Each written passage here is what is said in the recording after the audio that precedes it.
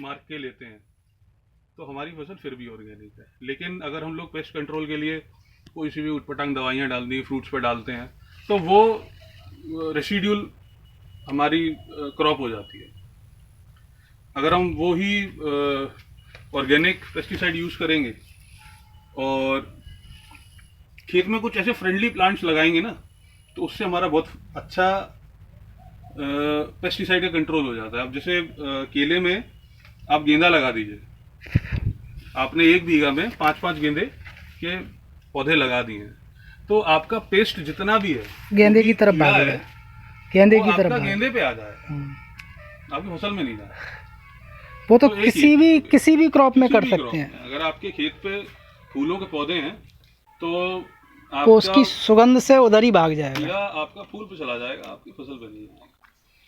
तो ऐसी बहुत छोटी छोटी सी बातें हैं जो रिजल्ट्स ओरिएंटेड होती हैं, और हम लोग करने में सोचते हैं कि अरे चलो कोई बात नहीं, छोड़ो, क्या नहीं कर रहे तो कोई बात नहीं, लेकिन उससे फर्क पड़ता है इन छोटी छोटी चीजों। चलिए जी, बहुत बहुत धन्यवाद, आपका एक्सपीरियंस और ड्रिप का मैं फायदा देगा कि जब आपने पैड बना लिया जी, तो ड्रिप आपने इस तरफ और अंदर की तरफ रखी है। अभी तो आप जैसे डाल रहे हो, एक इधर एक और अंदर की तरफ इस तरफ, एक अंदर की तरफ इस तरफ, ठीक है। वो वाली नाली आपने खाली छोड़ दी है, उससे प्लांट सांस लेता रहेगा जड़ों से, ठीक। यहाँ से आपका न्यूट्रिशन पूरा लेता रहेगा। और केले में आप 2-3 चीज़ों का ध्यान रखना कि कितना डिस्चार्ज आपको और कब कब देना है।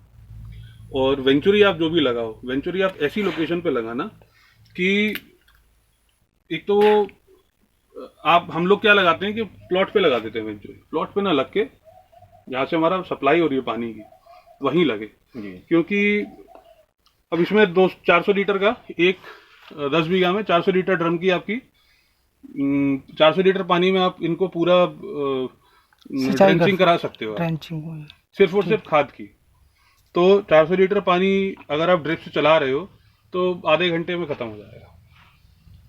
तो आधे घंटे में आपको एक बार ही सफाई करनी होगी अपने फिल्टर की। तो जहां से आपका पानी आ रहा है वहां पे लगाओ वेंचुरी को। एक बार में कितना पानी कितनी देर में, मतलब अपना जैसे मान लीजिए 1 बीघा खेत है वो, तो ड्रिप से कितना पानी देना है इसमें? क्या भर देते हैं इसको पानी को? नहीं, ड्रिप से तो भर ही नहीं सकते हो आप। पहली चीज तो क्या आप इसको ड्रिप से फ्लड की तरह भर ही नहीं सकते, केवल नमी करनी है। हाँ, आपको इसको जो 24/7 इसको एक नमी, असल में ना केले को पानी एक लोग कहते हैं कि तो है, लेकिन पानी इसको ज्यादा बार चाहिए, ज्यादा नहीं चाहिए जी। इसको हम एक बार फ्लड कर दिया और हमने वो सूखा नहीं, हमने फिर फ्लड कर दिया, वो सूखा नहीं, हमने फिर फ्लड कर दिया, तो उस तरीके से प्लांट को पानी चाहिए नहीं, कॉम्पैक्ट हो जाएगा। हाँ, तो जमीन टाइट हो जाएगी, वो ठोस हो जाएगी।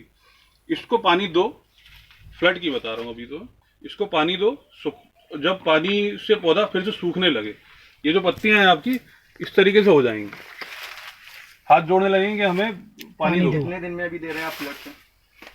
फ्लड से जैसे ही मेरे को ऐसा लगता है कि यहाँ जमीन चटकने लगी है, फिर पानी देता हूँ। लगभग प्यासे को पानी दो तो पानी की महत्वता वो समझेगा, और अफरे हुए को आप पानी दोगे तो न तो वो उतने स्वाद से पी पाएगा, न वो उसके 7 दिन में देते हैं क्या?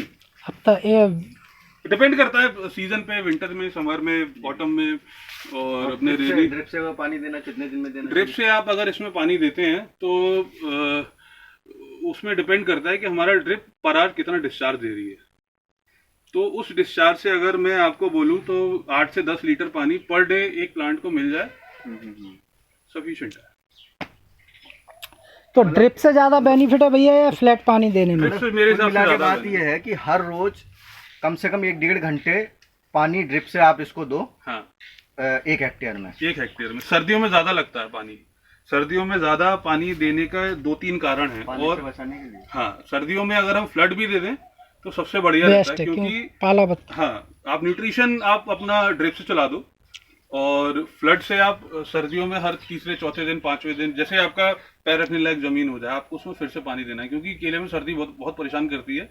अगर हमारे प्लांट की सर्दियों तक गाइडल ग्रोथ नहीं होती। एक चीज और मैं बता दूं कि थोड़ी सी मेहनत लगती है उस चीज में, लेकिन अगर आप केला आपने लगाया है जैसे अगस्त के आसपास या जुलाई, अगस्त, सितंबर, ये करीब 50 दिन का लूप होता है हमारे पास, जुलाई 20 से लेके अगस्त सितंबर 10 तारीख तक का, ये मतलब बेस्ट टाइम मानते हैं, लेकिन सबसे बेस्ट तो मैं मानूंगा कि जुलाई से लेके अगस्त के पहले हफ्ते तक लग जाना चाहिए, ताकि हमारा सर्दियों तक प्लांट ऐसा हो जाए कि वो झेल जाए। तो उसमें आप एक चीज और करना कि सर्दियों में हवा चलती है पूरब से, गर्मियों में चलती है पश्चिम से। तो सर्दियों की हवा हम जब लगा रहे हैं तब गर्मियां हैं, तो उस समय केले को ऐसी कोई बहुत ज्यादा तकलीफ नहीं होगी, मतलब स्ट्रेस में नहीं आएगा प्लांट। लेकिन जब हम सर्दियों में उस प्लांट को स्ट्रेस से बचाना चाहते हैं, तो उसका प्रिपरेशन हमें उसी टाइम गर्मियों से करनी होती है। वो ये कि अब जैसे इधर पूरब हो गया तो ठंडी हवा इसी तरफ से आएगी, तो प्लांट के इस तरफ हमें एक और ऐसा प्लांट लगाना है कि वो इसको सर्दियों से थोड़ा थोड़ा बचाए, ताकि ये सर्दियों में भी ग्रोथ ले थोड़ी। क्योंकि सर्दियों के जो करीब करीब 50-60 दिन ऐसे होते हैं जिनमें इनकी ग्रोथ बिल्कुल आप ये मानो कि 1-8% ही होती है। हमारा माइनस पॉइंट तो यही है। बात मैं ये पूछना चाहता हूँ, जैसे अपना ये प्लॉट है, अगर इसके हम चारों तरफ जो अपनी ये महिलाओं वाली साड़ी आती है, इसको अगर जो हम पूरा लगा दें, वो 3 फुट या 3.5 फुट चौड़ी होती है, उसको पूरे पे इस तरीके से चारों तरफ लगा दो, तो उससे बचाव नहीं होगा? नहीं होगा असल में बचाव। वो तो आपको लगानी पड़ेगी, उसका जरूरत दूसरी है, वो मैं बताऊंगा आपको क्यों लगानी पड़ेगी। लेकिन फिलहाल के लिए जो मैं आपको बता रहा हूँ कि वो इसलिए कि आप इसमें जब नराई कराओ तो सर्दियों में नराई मत कराना, ताकि जिसमें घास वास कूड़ा उड़ा हो जाएगा वो इसको बहुत हद तक गर्मी से सर्दी से बचाएगा। जो ठंडी हवा आएंगी वो घास से उससे टकरा के आएंगी। उसके बाद इस तरफ मक्का, जो बाजरा मक्का, इस तरफ ऐसा 8-8 10-10 बीज आप डाल देना लगाने के। जैसे आपका प्लांट, केले का जो प्लांट है वो लगाने के बाद थोड़ा ग्रोथ लेके उठने लगे, आपके घुटने तक, ऐसे जांघों तक आ जाए, उसके बाद आप वो काम कर देना। तो 1-2-2.5 महीने में वो प्लांट जो मक्का बाजरा आपने जो लगाया है, या सन भी लगा सकते हो आप, सन बहुत बढ़िया काम करती है, तो वो आपकी प्लांट की ग्रोथ तक आ जाएगा नवंबर-दिसंबर तक। और दिसंबर न्यू ईयर के टाइम पे, क्रिसमस के टाइम से लेके जनवरी 15 तक बहुत ठंड पड़ती है। वही 20-25 दिन ऐसे हैं जिनमें इनको सबसे ज्यादा हार्म होता है। तो जो सन मक्का लगाया है आपने, वो इनको 90% सर्दी से बचा लेगा। बाकी आपके तो इसको काटना है, छोड़ देना है ऐसे? फिर सर्दियों के बाद जैसे ही आपका फरवरी आना शुरू हो जाए, आपको लगे कि हाँ प्लांट में मेरा नया पौधा निकलना शुरू हो रहा है, नया पत्ता निकलना शुरू हो रहा है, बढ़ भी रहा है, ठीक हो रहा है, उनको काट के वहीं बिछा दीजिए। तो सन और मक्का आप चाहे तोड़ दे, चारे में काम ले लें, सन को आप वहीं बिछा दीजिए, तो वो भी आपका ग्रीन मैन्योर का काम करेगा। अच्छा, कुछ लोग हमें ये बता रहे थे, जैसे ये खाली जगह पड़ी हुई है, इसमें कोई भी सब्जी वाली फसल उगा दो। हम इंटरक्रॉप कर सकते हैं इसमें, लेकिन इंटरक्रॉप के साथ साथ इसमें हमें बहुत सारी चीजों का ये भी ध्यान रखना पड़ता है कि हम उनमें जो दे रहे हैं वो इनको नहीं चाहिए, और इनमें जो दे रहे हैं वो उनको चाहिए। एनपीके किसी भी क्रॉप को चाहिए, फास्फोरस, नाइट्रोजन, पोटाश किसी भी क्रॉप को चाहिए, माइक्रोन्यूट्रिएंट्स भी, ये सब कुछ चाहिए, तो इनकी ग्रोथ में फर्क है। दूसरी एक और मैंने सोचा कि डिजीज ले लो, इंसेक्ट ले लो, वेजिटेबल में ज्यादा अटैक करता है, और अगर तो सकते हो, लेकिन आपको 4 गुना ज्यादा और मेहनत करनी पड़ेगी, एक्सपेंस पर बीघा के 5-6 हज़ार रुपए आपको कमाने के लिए। और इस प्लांट की आप ग्रोथ में और फ्रूटिंग में, और इसको एक हेल्दी मैच्योर प्लांट को बनाने में और ज्यादा मेहनत हो जाएगी। तो बेटर है कि हम एक ही फील्ड में एक ही चीज करें। नहीं, जैसे जो मैं ये कहना चाह रहा था, जैसे आपने ये बताया इसके चारों तरफ पेड़ लगाने के लिए, मक्का चारों तरफ नहीं लगाना है ना, एक जिधर से हवा आ रही है, ठंडी हवा जिस तरफ से आएगी। तो अगर जैसे हम खेत के चारों तरफ उसको लगाएंगे तो वो रुकेगी नहीं क्या? नहीं, उसके लिए आपको देखिए गन्ना घास आती है, चरी मतलब चरी भी लगा सकते हैं। हमारे को अगर 1-1 फुट जगह हम छोड़ देते हैं खेत के चारों तरफ, तो उसमें आप या तो गन्ना कर दो, लेकिन गन्ना इतनी जल्दी ग्रोथ नहीं लेता है, तो हम चरी कर देंगे या मक्का कर देंगे, तो हमारा चारा भी हो जाएगा। सर्दियों के बाद मक्का हो जाएगी तो मक्का भी हम तोड़ सकते हैं, तो उससे बहुत सारा इम्पैक्ट बचता है। अच्छा, दूसरी चीज ये, जैसे क्योंकि सर्दियों में हमारा प्लांट यहाँ तक हो सकता है, हम उसको अपने हाइट तक ले जा सकते हैं, ला सकते हैं, आराम से ला सकते हैं। तो हमारी अगर इतनी बड़ी उससे अगर 1 फुट ऊंची अगर हमारी सन मक्का बाजरा जो भी हमने लगाया है, या कुछ ऐसी घास लगाई है, तो उससे हमारा खेत में जो एक सीधे फ्लो में हवा आती है वो बहुत हद तक रुक जाती है। उससे भी मेहंदी लगा दो, पूरी बाढ़ बन जाती है मेहंदी की। मेहंदी भी लगा सकते हैं, लेकिन मेहंदी का पेड़ बहुत टाइम में बढ़ेगा। हमारा टाइमिंग मैच होनी चाहिए। हर वो ऐसा है ना, जैसे मेहंदी एक बार आपने लगा दी फिर वो हमेशा बनी रहेगी। हाँ, हमेशा बनी रहेगी, लेकिन हमारे पास फिर इतनी जगह होनी चाहिए घेरने के लिए। हम उस वो अपने उस प्लॉट में, वो 10 बीघा के प्लॉट में हम 11 बीघा की जगह हम लेके चलें, क्योंकि साइड में अगर हम मेहंदी लगाएंगे ही तो कम से कम, नहीं तो वो 4 फुट का हम कम से कम उसको एक जगह लेके चलनी पड़ेगी, क्योंकि वो फिर इस प्लांट से टच नहीं होनी चाहिए। मतलब कुल मिला के चारा ठीक है। चारा ज़्यादा बढ़िया हम यूज में तो ले सकते हैं, मेहंदी हम कितना यूज में लेंगे, चारा बढ़िया रहेगा। अच्छा, आप ये किल्ले कब काटते हैं?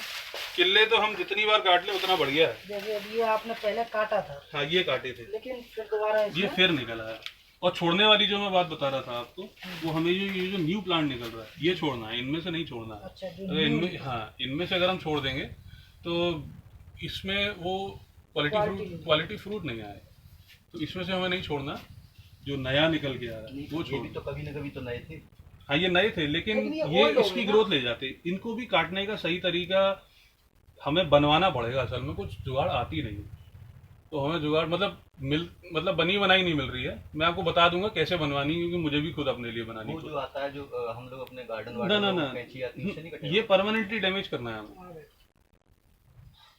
ये हमें परमानेंटली डैमेज करना है, क्योंकि ये दोबारा अपनी है जो, या तो आपने देखा होगा, या हल्का सा गड्ढा करके इसको निकाल दिया जाए। नहीं, आप समझे नहीं, ये है तो इसी का ही प्लांट। हाँ, इसी का है। अगर हम इसको काटने के चक्कर में हमने इसकी रूट डैमेज कर दी तो दिक्कत हो जाएगी। तो अब जहाँ से ये रटू, यहीं पे नहीं, हम काटेंगे इसको यहीं पे। जैसे अब यहाँ काटने के लिए कुछ है नहीं, तो मैं आपको एक अंदाज बताऊंगा, ये साले कटते भी नहीं। हाँ, ये पानी इसमें ज्यादा होता है ना।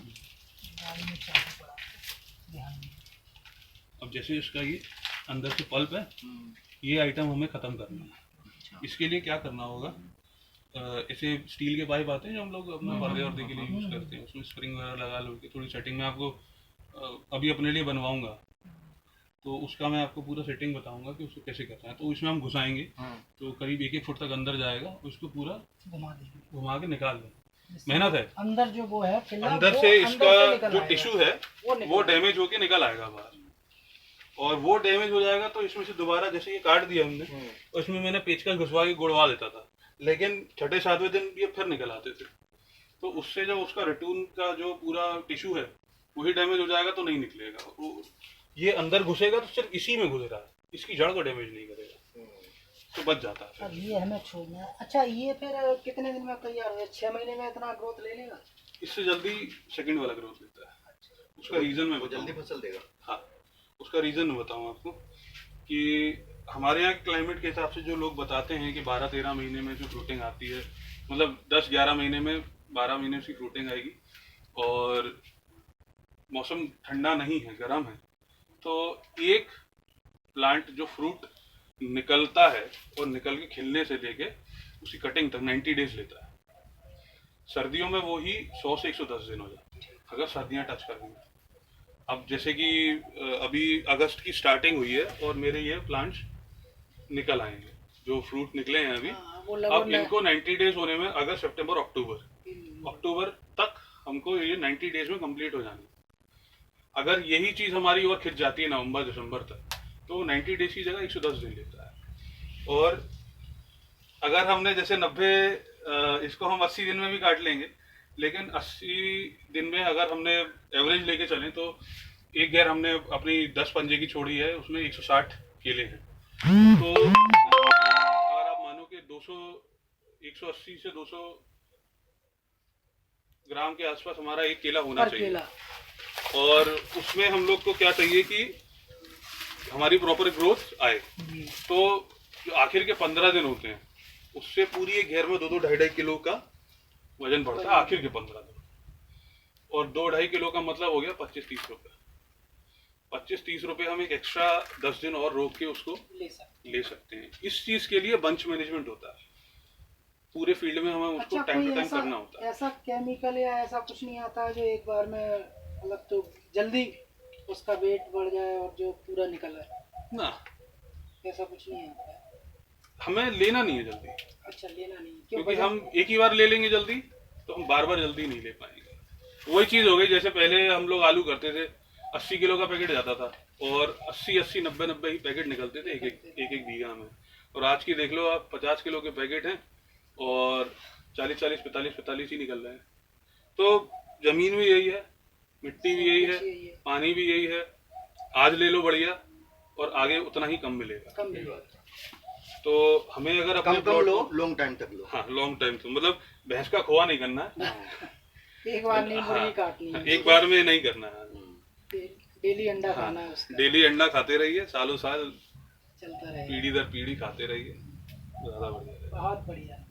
और आप जो उसका बोल रहे थे बाहर साड़ी का, जी, साड़ी तो आपको सूअरों के लिए लगानी पड़ेगी। जानवर। आप नीलगाय को रोक लेंगे, गाय को रोक लेंगे, लेकिन सूअर जो नुकसान करेगा। अच्छा, मुझे अभी एक सज्जन ये बता रहे हैं नीलगाय इसके पत्ते अत्ते सब खा जाते हैं, क्या ये सत्य सही है? नीलगाय बड़े जब पत्ता हो जाता है उसको नहीं खाती है। अच्छा, जब आपका प्लांट बेबी प्लांट है, जैसे ये है, हाँ, इसको खाया। अभी जो आपने लगाए, आप जो प्लांट लगाओगे आपको कम से 4-5 महीने उनको नीलगाय गाय से रखाने पड़ेंगे। अब जैसे किससे दिखा, जैसे ये है, ये जैसे ये पत्ता है एकदम बेबी, इसको खा जाएंगे। मेरे उस वाले प्लॉट में ये हुई थी दिक्कत कि जो हमारे यहाँ रहते थे उनकी डेथ हो गई, तो 8-10 दिन वहाँ पे कुछ देख रेख नहीं हो पाई। तो एक ही रात में उस पूरे खेत की सारी पत्तियां सारी खा गई, ऊपर से खत्म हो गई। अब जब पत्तियां ही नहीं होंगी तो फोटोसिंथेसिस कैसे होगा? सही बात। और सर्दियों के टाइम की बात थी, तो इतनी ज्यादा लग गया उसकी ग्रोथ में, उस प्लांट इतना ज्यादा स्ट्रेस में आ गया, सर्दियों की वजह से ग्रोथ नहीं ले पा रहा था, पत्तियां भी चली गई, फोटोसिंथेसिस हो नहीं पा रहा है, तो वो अपना फूड कहाँ से बनाया? तो वो बिल्कुल डेड स्टेज पे आ गया। तो फिर भी आपने सुधार कर लिया इसका, बहुत नहीं, अच्छा। बहुत सुधार किया उसमें, बहुत जैसे मेहनत मान लगी। लीजिए जो फेंसिंग वेंसिंग कराते हैं उससे सूअर नहीं रुकते हैं क्या? आप फेंसिंग से सूअर नहीं रुक पाएगा, आपको उसमें या तो जाली लगानी पड़ेगी, चेन लिंक जो आती, फेंसिंग जो आती है, या तो आइदर वो लगाइए आप, या फिर आप झटका मशीन लगाओ, या फिर जो साड़ी वाला आप बता रहे हो वो लगाओ। लेकिन सबसे जो आइडियल रोकथाम अगर देखें तो जाली है। आप 3-3 फुट की जाली लगा के उसके ऊपर नहीं, जैसे एक फुट पे और तार लगाएं। मैं जो बता रहा था, जैसे कि मेहंदी का पेड़ है, वो इस तरीके से बन जाता है जैसे एक दीवार, इतना घना होता है, उसमें तो घुस नहीं पाएगा, नहीं घुस पाएगा, लेकिन कहीं ना कहीं से उनको सालों का लूप मिल जाता है। टाइम भी लेता है ना, टाइम भी लेगा, वो कहीं ना कहीं से जगह बना लेते हैं। और फिर हम खेत को ना हवा भी चाहिए असल में, इस टाइम पे उसको हवा भी चाहिए। हवा का मतलब है जब उधर से हवा आए और इधर निकल जाए, क्रॉस निकल जाए, खेतों को, पत्तों को, जमीन को, हर चीज को हवा पानी सब कुछ चाहिए, क्रॉस वेंटिलेशन, तो वो भी जरूरी है। तो जाली एक सॉल्यूशन है, या झटका मशीन एक सॉल्यूशन है। अच्छा, हाँ, अभी एक दिमाग में और आया, जैसे ये पत्ते आपने मोड़ दिए हैं, तो इसको मतलब इसको हमें काटना पड़ेगा क्या? हाँ, इसको असल में अभी मैं कटवाऊंगा इनको भी, इनकी भी एक साइंस है कि इनको कब कटवाना है, कैसे कटवाना है और कब नहीं कटवाना है, कितने पत्ते छोड़ना है, कितने छोड़ने हैं, जैसे फिट से कटवाना है, आप अपने आप समझ जाओगे इसमें कि अब ये गिरे भी नहीं होते, जैसे मोड़े नहीं है, ये अपने आप मुड़ गए, तो ये क्यों मुड़ गया? क्योंकि इसकी लाइफ हो गई पूरी।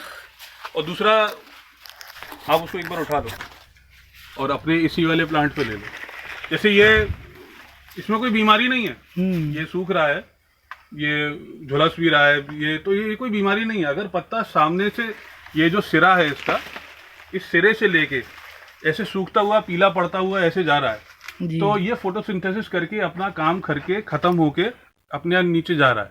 इसने अपना पूरा काम कर दिया, अपना रोल पूरा प्ले कर दिया और ये खत्म हो जाएगा 8-10 दिन में। ये पूरा यहाँ, ये जैसे यहाँ तक टच कर जाएगा, ये न्यूट्रिशन लेना और देना दोनों बंद कर देगा और अपने आप मुड़ना शुरू हो जाएगा। तो इसको हम यहाँ से काटेंगे, यहीं बिछा देंगे, इसको काट के बाद जमीन पे डाल देना है, जो सड़के काष्ठ आच्छादन बोलते हैं इसको हिंदी में, और अगर हम इंग्लिश में बोलें तो इसको मल्चिंग बोलते हैं, ताकि इसमें से नीचे से घास नहीं निकलती फिर।